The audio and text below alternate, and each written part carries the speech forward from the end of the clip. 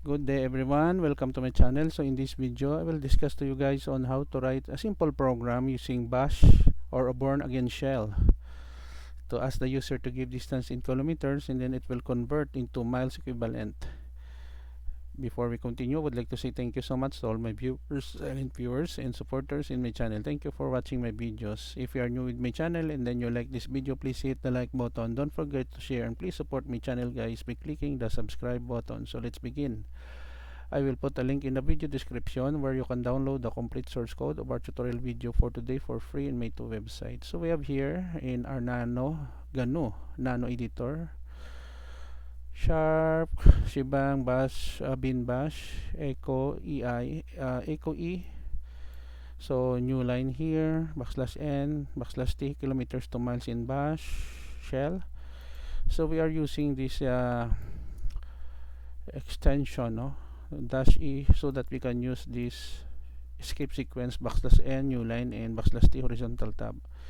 In this line of code, we are asking the user to enter distance in kilometers using read command, and then we'll store in a variable kilometers.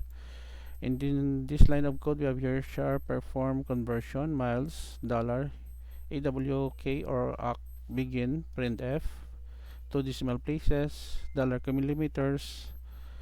We just simply multiply to 0.621371. So 1 kilometers is equals to 0.621371 miles.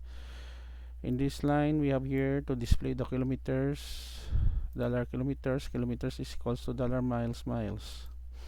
Okay, let us exit.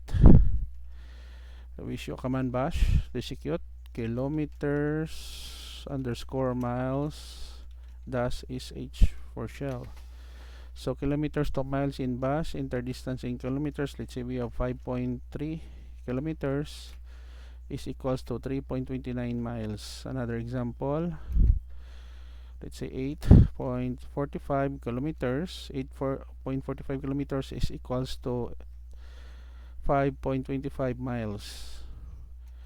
Okay guys, so this is the end of our tutorial video on kilometers to miles using bash or born again shell in Unix or Linux operating system or even Mac OS. Thank you so much for watching. I hope that you have learned something new in this video. Don't forget to like, share, and please support my channel guys if you are new by clicking the subscribe button.